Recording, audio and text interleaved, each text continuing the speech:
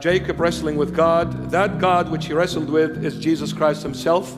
He is the angel that appeared to Jacob in the Old Testament. The Lord Jesus did appear in the Old Testament to Jacob, Abraham. He did. So that angel which Jacob saw and wrestled with all night long was the Lord Jesus himself.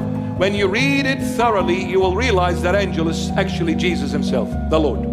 So anyway, what was the wrestle all about? To be blessed by the Lord. Jacob said to the angel, who is Jesus Christ, the Lord, he said, I won't let go of you until you bless me.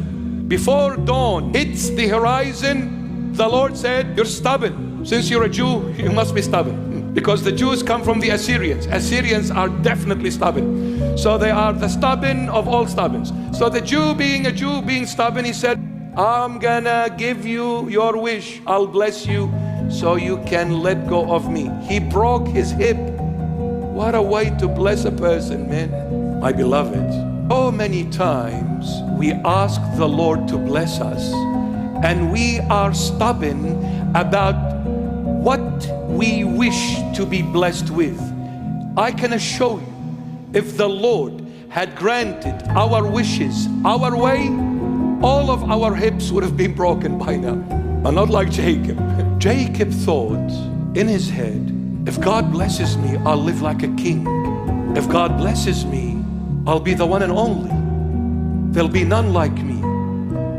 Not knowing, to his shocking surprise, God's blessings was the breaking of Jacob's hip.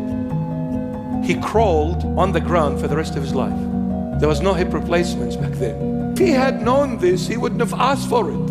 I'm sure he would have whinged and complained. But not knowing, Jacob not knowing that only a couple of hours away, death was facing Jacob. Esau was coming with 40 equipped soldiers to behead his brother for stealing the blessing from Esau.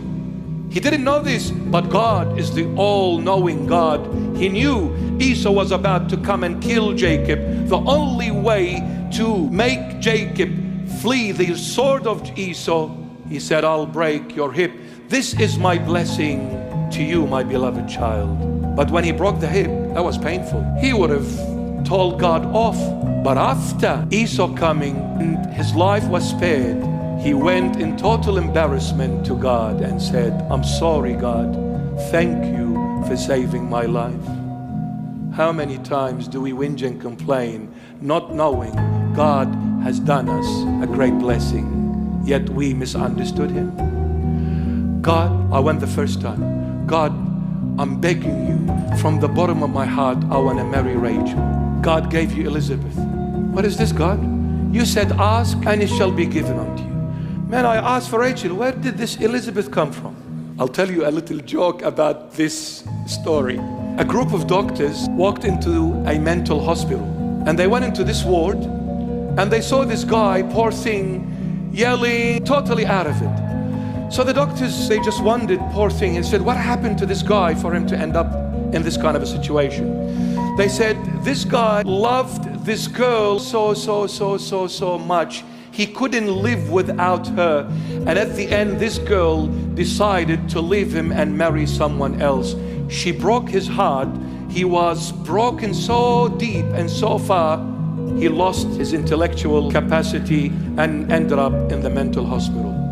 They said, man, that must be an extremely painful and hard experience to go through. We really feel sorry for him. So they continued on their journey through other wards in that mental hospital. So they walked into another one and they saw this guy holding a shoe and hitting and banging it against his head, hitting himself with it. They said, well, what's wrong with this guy? How come he's hitting his head with this shoe? They said, well, this guy married that girl. So when God didn't give you Rachel, thank him. She would have made you go nuts.